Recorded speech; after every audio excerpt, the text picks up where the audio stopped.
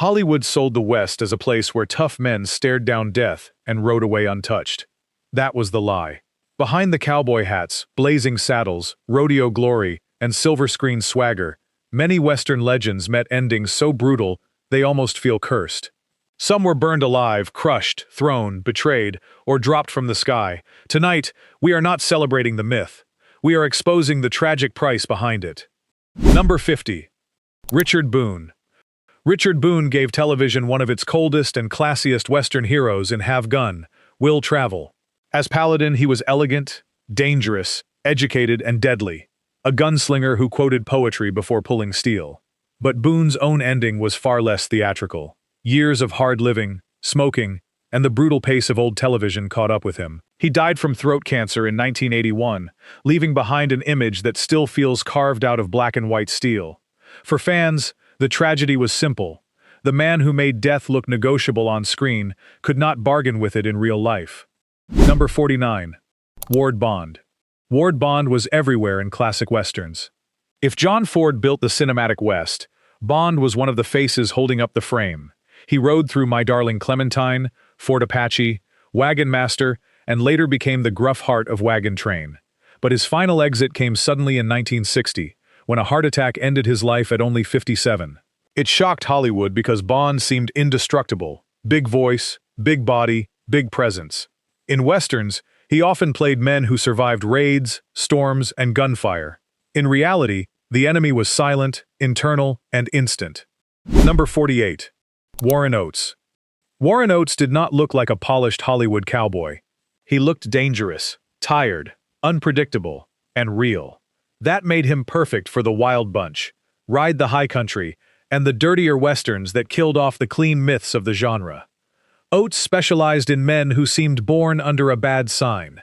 Tragically, his own ending felt just as abrupt.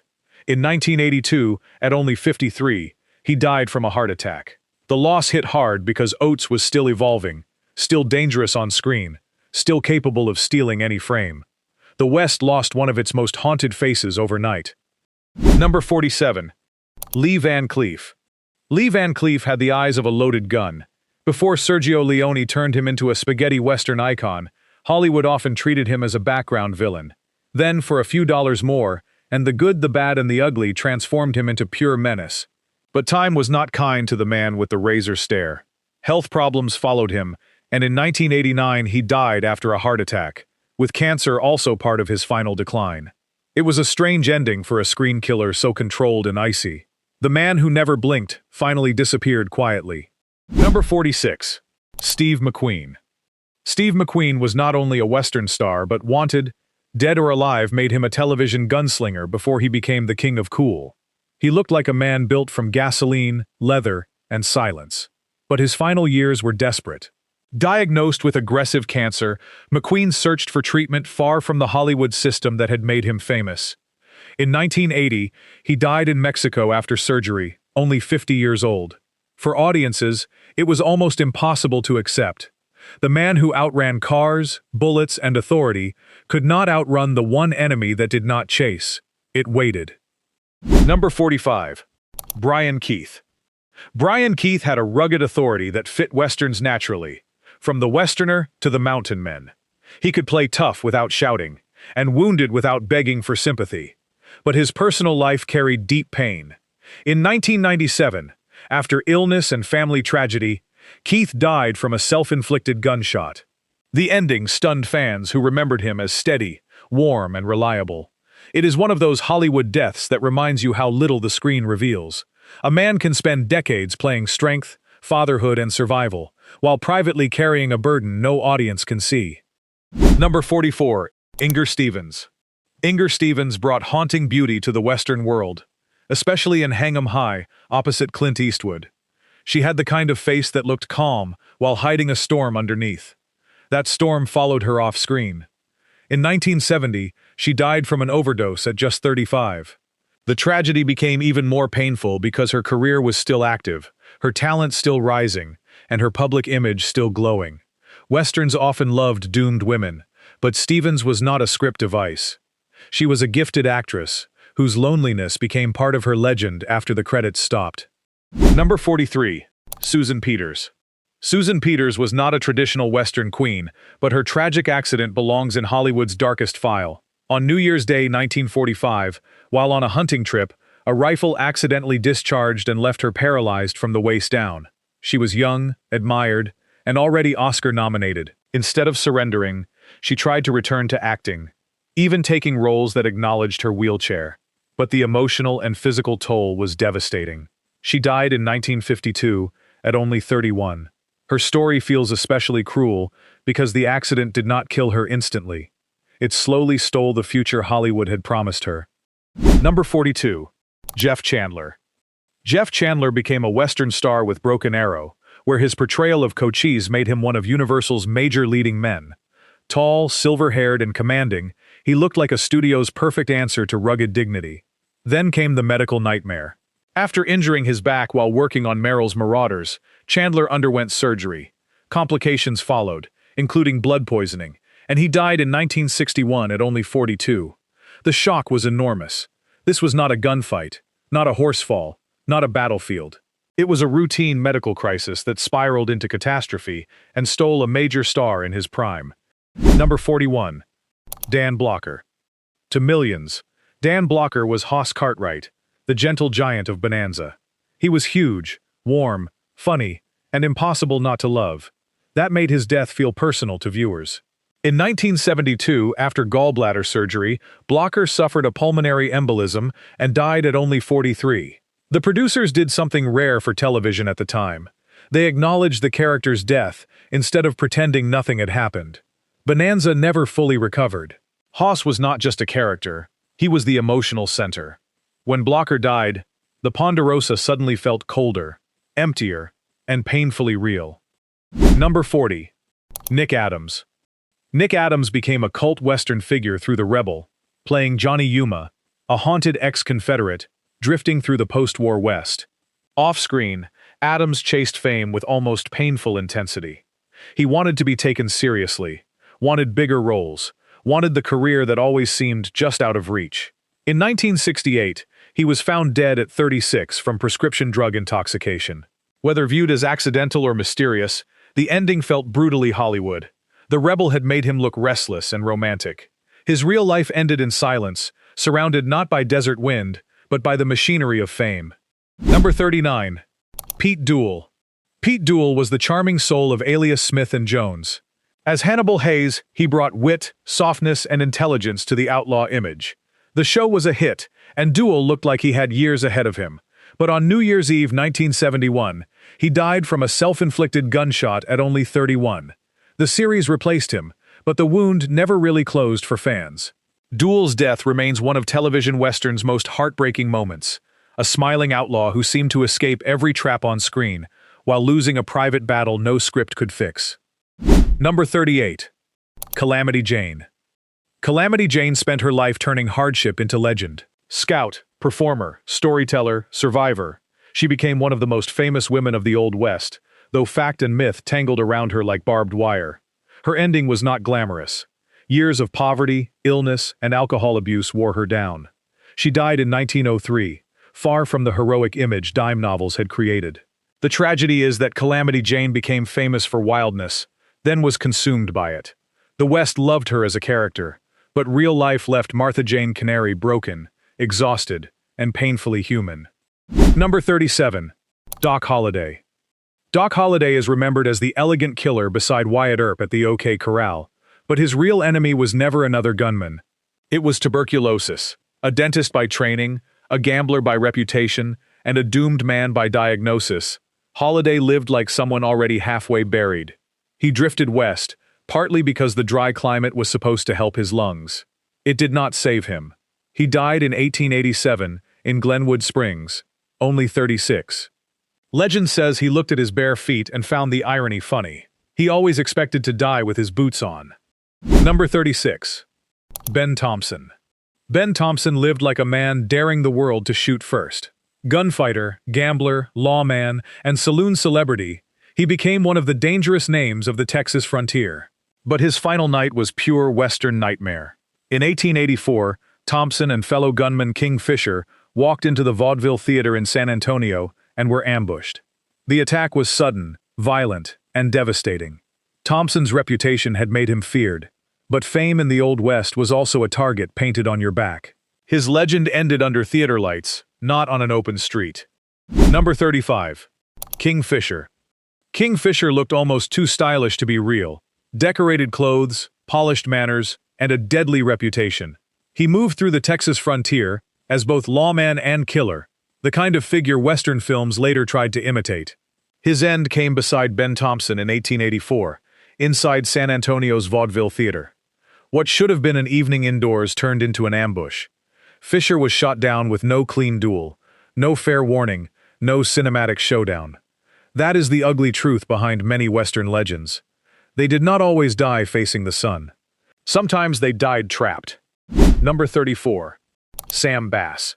Sam Bass became a folk outlaw almost by accident. He robbed trains, dodged posses, and seemed to embody the reckless romance of post-Civil War bandit life. But the legend ended fast. In 1878, betrayed and cornered in Round Rock, Texas, Bass was badly wounded in a shootout with lawmen. He died the next day, just 27 years old. The tragedy is not only his youth. It is how quickly outlaw glamour collapsed into blood, panic, and pain. The ballads made him sound immortal. The bullets proved he was just another young man running out of road. Number 33. George Armstrong Custer. Custer has been turned into hero, villain, fool, martyr, and symbol, sometimes all at once. His death at Little Bighorn in 1876 remains one of the most famous disasters in Western history. Leading the 7th Cavalry into battle against Lakota, Cheyenne, and Arapaho warriors, Custer and his immediate command were wiped out. The shock echoed across America. In paintings and movies, Custer's last stand became mythic. But beneath the legend was a brutal military collapse. His end was not noble pageantry. It was dust, confusion, bad judgment, resistance, and the violent destruction of a frontier image. Number 32. Crazy Horse. Crazy Horse was one of the greatest war leaders of the Lakota, a man whose name still carries spiritual force. He helped defeat Custer at Little Bighorn, but victory did not protect him from the closing trap of U.S. expansion. In 1877, after surrendering, he was taken to Fort Robinson. A struggle broke out, and he was fatally stabbed with a bayonet. His death was not just personal tragedy, it was symbolic. A free warrior of the plains died in custody, surrounded by confusion, fear, and betrayal. The West did not defeat him cleanly. It contained him, then broke him. Number 31. Sitting Bull. Sitting Bull was more than a warrior. He was a spiritual and political leader whose defiance made him a symbol of native resistance. After Little Bighorn, his fame terrified authorities. Years later, during rising tension around the Ghost Dance movement, Indian police came to arrest him at Standing Rock. In the chaos, gunfire erupted, and Sitting Bull was killed in 1890. His death was shocking, because it felt like the frontier swallowing one of its last unconquered voices. Western legend often focuses on gunfighters, but Sitting Bull's end carries a deeper wound, the tragedy of a people under siege. Number 30. Sundance Kid. Harry Longabaugh, better known as the Sundance Kid, became forever linked with Butch Cassidy. Together, they turned outlaw life into legend. Train robberies, posses, escapes, and the dream of disappearing beyond the map. Their final chapter is still debated, but the most famous version says they died in a shootout in Bolivia in 1908. If true, Sundance did not get a peaceful retirement, or a last ride into myth. He got a foreign town, surrounded walls, and gunfire. Hollywood made the ending beautiful. History makes it colder. Two aging outlaws running until the world finally ran out. Number 29. Butch Cassidy. Butch Cassidy was the smiling outlaw, the clever planner, the robber who somehow seemed less cruel than the men chasing him. That image made him irresistible to movies. But the real Robert Leroy Parker lived under pressure, hunted across borders, and forced into exile. In the most accepted account, he and Sundance died in Bolivia after a shootout with soldiers. There are legends that he survived and returned secretly to America, but the darker ending is the one that stuck. A man who turned escape into an art may have died realizing there was nowhere left to run. Number 28. Pat Garrett. Pat Garrett became famous for killing Billy the Kid, but that fame became a curse. He spent the rest of his life tied to the boy outlaw's ghost. Garrett served as sheriff, customs collector and rancher, but trouble followed him. In 1908, during a dispute in New Mexico, he was shot and killed. The man who ended one of the West's greatest legends became a violent legend himself. His death felt almost like frontier revenge. Garrett had survived outlaws, politics, and public judgment, only to fall in the same harsh country that had made him famous. Number 27. John Wesley Hardin. John Wesley Hardin may have been one of the deadliest gunmen of the Old West, though his own claims were often inflated. He killed young, lived violently, served prison time, and emerged still dangerous. In 1895, he was shot in the back of the head in an El Paso saloon by John Selman. There was no grand duel, no heroic warning, no chance to draw. For a man who built his identity around speed and fear, the ending was brutally ironic. Hardin, who had survived so much violence, died because someone else fired first. Number 26. Belle Starr. Belle Starr became the Bandit Queen, though her real life was far messier than the nickname. She moved through outlaw circles, married dangerous men, and became a symbol of female rebellion in the West. In 1889, she was riding near her home in Indian Territory when she was ambushed and shot. The killer was never definitively proven. That mystery became part of the legend, but it also made the death colder. Belle Starr was not allowed a clean ending. She vanished into gunsmoke, rumor, and suspicion, the exact ingredients that had built her fame. Number 25. Jesse James. Jesse James spent years turning crime into celebrity.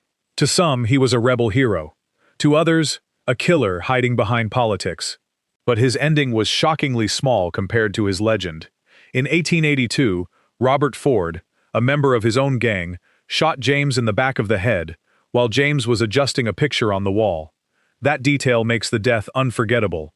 No horse chase, no final duel, no outlaw speech, just betrayal in a quiet room. The West loved fearless men, but Jesse James died in the most feared way, unguarded. Number 24. Billy the Kid. Billy the Kid died before he could grow old enough to become ordinary. That is part of why the legend never stopped. In 1881, Sheriff Pat Garrett tracked him to Fort Sumner and shot him in the dark. The Kid was only 21, though his myth was already larger than his life. His death has been retold so many times that the real moment almost disappears. But strip away the songs and movies, and what remains is chilling. A young fugitive, a shadowed room, a sudden gunshot, and a legend frozen forever in youth. Number 23. Wild Bill Hickok. Wild Bill Hickok was already famous before he died, which made his final moment instantly mythic. On August 2, 1876, he sat playing poker in Deadwood. Unlike his usual habit, his back was to the door. Jack McCall walked in and shot him from behind. Hickok died holding what became known as the dead man's hand. It is almost too perfect as Western symbolism. A gambler, a gunman, a careless seat, and death entering from the one direction he could not watch. Hickok's end became proof that even legends need to check the door. Number 22. Geronimo. Geronimo survived war, imprisonment, forced relocation, and the transformation of his life into public spectacle. By his final years, he had been displayed at fairs and photographed as a symbol of a conquered frontier. His death in 1909 was quiet but cruel. After reportedly being thrown from a horse, he spent a cold night exposed and later died of pneumonia. For a warrior who had once evaded armies across brutal terrain, the ending felt painfully human. Not a battlefield, not a last stand, a fall, the cold, and an old man's body finally giving in. Number 21. Bill Pickett. Bill Pickett was a true cowboy innovator, famous for developing bulldogging, the rodeo technique that helped shape steer wrestling. He performed with the Miller Brothers 101 Ranch and became one of the first black cowboy stars to gain national attention. His death in 1932 came from the world he had mastered. Pickett was kicked in the head by a horse and died from the injuries. There is something devastating about that. He had built a career controlling danger in front of cheering crowds, only to be killed by a sudden accident in the cowboy life itself. Number 20. Roy Cooper. Roy Super Looper Cooper was rodeo royalty, an 8-time world champion and one of the greatest calf ropers ever to enter an arena. His nickname sounded like comic book confidence, but it was earned through astonishing skill. Then, in 2025, tragedy struck far from the roar of the crowd. Cooper died after a house fire in Texas. For rodeo fans, it felt deeply unfair. A man who had spent his life mastering split-second danger was taken not by a runaway horse or a missed rope, but by disaster at home. Even legends are not safe off stage. Number 19. Phil Gardenhire. Phil Gardenhire was not a gunfighter or movie star, but in rodeo circles his voice mattered.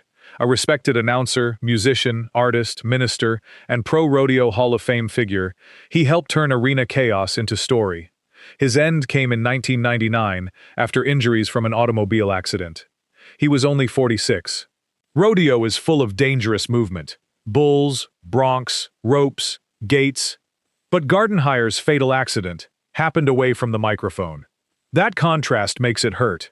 The man who narrated danger for others was silenced by a danger no one in the stands could see coming. Number 18. Brent Thurman. Brent Thurman was 25, talented, funny, and still climbing. At the 1994 National Finals Rodeo, he drew a bull named Red Wolf. 4 seconds into the ride, everything changed. Thurman was thrown, stepped on, and suffered devastating head injuries. He never regained consciousness and died 6 days later. His death became one of bull riding's most haunting modern tragedies. The sport sells courage in 8-second bursts, but those seconds can stretch into a lifetime of grief. Thurman's story reminds viewers that rodeo is not performance danger. It is danger, dressed as tradition. Number 17. Lane Frost. Lane Frost's death is one of the most famous tragedies in rodeo history. He had the smile, the talent, the youth, and the championship aura. In 1989 at Cheyenne Frontier Days, he successfully rode the bull Taken Care of Business. The ride was complete. The score was earned. Then the bull turned back, struck him, and caused fatal internal injuries. That is what makes the story so cruel. Lane Frost did the impossible part. He made the whistle. But in rodeo, danger does not end when the crowd starts clapping. Sometimes, it begins there. Number 16. Patsy Cline. Patsy Cline was not a Western movie star, but country Western culture would be unthinkable without her voice. In 1963, after performing in Kansas City, she boarded a small plane headed back toward Nashville. Alongside cowboy Copas, Hawkshaw Hawkins, and pilot Randy Hughes, she died when the aircraft crashed near Camden, Tennessee. She was only 30. The tragedy feels almost mythic because her voice sounded built to last forever. Crazy. And I Fall to Pieces kept living, but the woman behind them was gone in a dark stretch of weather and bad luck. Number 15. Hawkshaw Hawkins. Hawkshaw Hawkins was a country western favorite, with a deep, smooth voice and a long Grand Ole Opry connection. In March 1963, he joined Patsy Cline and Cowboy Copas on the flight home from Kansas City. The plane never made it. Hawkins died in the Camden crash, leaving behind a pregnant wife, country star Gene Shepard. His posthumous hit, Lonesome 77203, made the loss even more painful. Listeners heard his voice climbing the charts after he was already gone. That is the cruel magic of recorded music. The artist disappears, but the ghost keeps singing. Number 14. Cowboy Copas. Cowboy Copas had already lived a full country western life before the 1963 crash. He had hits, setbacks, comebacks, and the kind of stage name that sounded born for a marquee. At 50, he was enjoying renewed success when he boarded the plane with Patsy Cline and Hawkshaw Hawkins. His son-in-law, Randy Hughes, was piloting. The crash near Camden killed everyone aboard. For Copas, the tragedy carried a family wound as well as a musical one. He did not just die in an aviation accident. He died beside relatives, friends, and fellow performers returning from helping others. Number 13. Johnny Horton. Johnny Horton's voice rode through history songs like a cavalry charge. The Battle of New Orleans, North to Alaska, and other saga-style hits made him sound like a musical extension of the Western film. Then, in November 1960, he died in a car crash in Texas after a performance. He was only 35, and North to Alaska, tied to the John Wayne film, was just about to widen his fame even further. Horton's death feels like a door slamming right before the next room opened. He was not fading, he was accelerating. Number 12. James Dean. James Dean only made 3 major films, but Giant gave him a permanent place in the modern Western myth of oil, land, ego, and loneliness. In 1955, while driving his Porsche 550 Spider, Dean was killed in a collision in California. He was 24. The tragedy became one of Hollywood's most famous cautionary tales, because Dean already looked doomed on screen. His death froze him forever, as youth, rebellion, and speed. The Western connection may be unconventional, but Giant made him part of the mythology of the American frontier's last transformation, from cattle empire to oil empire. Number 11. Robert Francis. Robert Francis looked like Columbia Pictures' next clean-cut leading man. In 1954, he starred in They Rode West, playing a cavalry doctor caught in the moral conflicts of the frontier. He was handsome, young, and positioned for bigger things. Then, in 1955, he died piloting a small airplane that crashed near Burbank. He was only 25. Hollywood barely had time to introduce him before it had to mourn him. Francis became one of those painful what-if names, the kind of actor whose career did not decline, fail, or fade. It simply fell out of the sky. Number 10. Jay Pickett. Jay Pickett was best known for television drama, but his final project pulled him into the Western world in a haunting way. In 2021, he was working on Treasure Valley, a Western he wrote and starred in. During production, he died suddenly while on horseback. That image alone feels almost unbearably cinematic. An actor, a Western set, a horse, and a final moment that sounds like something from an old frontier elegy. Pickett's death reminded people that Westerns still carry danger, even in modern production. Sometimes the genre's old ghosts feel much too close. Number 9. Roy Kinnear. Roy Kinnear was not a cowboy icon, but his fatal horse accident belongs in any discussion of screen danger. In 1988, while filming The Return of the Musketeers in Spain, he was thrown from a horse and later died from his injuries. The film was not a Western, yet the accident echoed the same old Hollywood problem: actors asked to perform dangerous riding for the sake of spectacle. His son later spoke publicly about set safety, turning private grief into a warning. Kinnear's death shows that the romance of horses on screen can hide unforgiving risk. Number 8. Jim Shepard.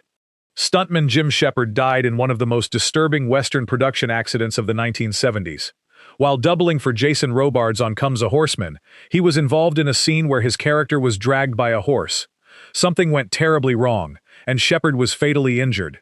Stunt performers are often the invisible legends of Western cinema.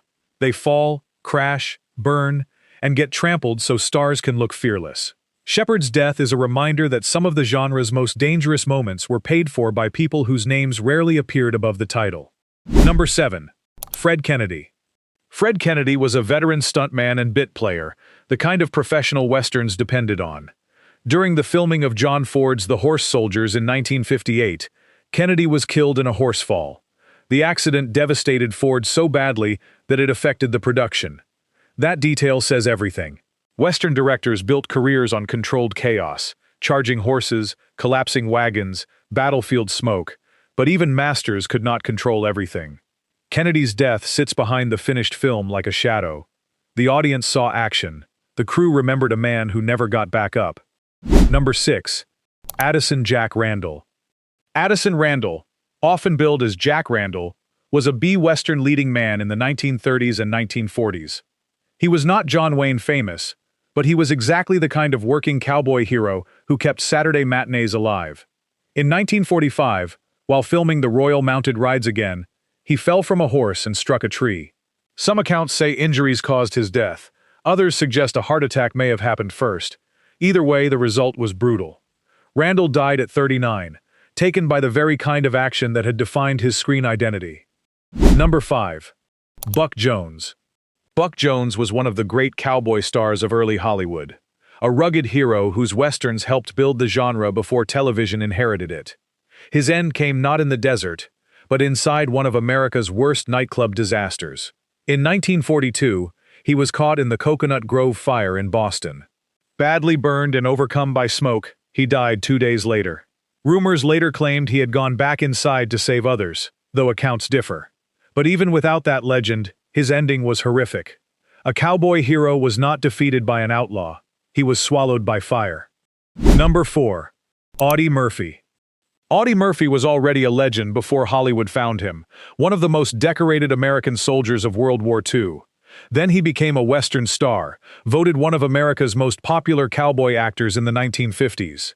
But his life after war carried scars fame could not heal. In 1971, Murphy died in a plane crash on a mountain near Roanoke, Virginia. He was only 46. The tragedy was enormous, because Murphy had survived combat that seemed unsurvivable. After all the bullets, tanks, fire, and fear of war, he died in a civilian crash far from the battlefield. Number 3. Will Rogers. Will Rogers was America's cowboy philosopher, a humorist who could rope, ride, act, write, and puncture politicians with a smile. He made the West sound wise instead of merely wild. In 1935, Rogers joined famed aviator Wiley Post on a flight through Alaska. Near Point Barrow, their plane crashed after engine trouble, killing both men. The national grief was staggering.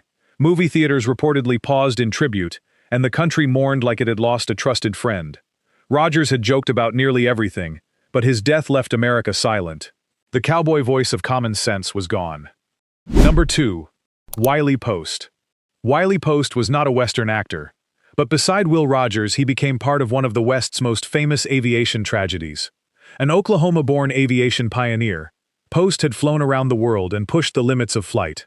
In August 1935, he and Rogers were exploring an air route when their modified aircraft crashed in Alaska. Post represented a different kind of frontier, the sky. That is why his death belongs here. The Old West had been horses, trails, and dust. Post chased the new frontier in the air, and it killed him beside America's beloved cowboy humorist. Number 1. Tom Mix. Tom Mix was the original silver screen cowboy king. Before John Wayne, before Clint Eastwood, before television westerns flooded American homes, Mix and his horse Tony made the cowboy into a movie superhero. He performed daring stunts, wore the white hat like a crown, and turned frontier fantasy into box office gold. Then came October 1940. Driving his Cord Phaeton near Florence, Arizona, Mix lost control, crashed into a wash, and was killed. The detail fans never forgot was the heavy suitcase that struck him during the wreck. The man who survived hundreds of fake dangers died in one real, terrible instant. The Western myth teaches us that legends ride into sunset. Real life was rarely that merciful. These 50 names remind us that behind every cowboy hat, every outlaw poster, every rodeo cheer, and every heroic close-up was a fragile human being. Some died in crashes, some in fire, some in violence, some in silence. So the next time an old Western hero rides across your screen, remember, the legend may be immortal, but the person never was.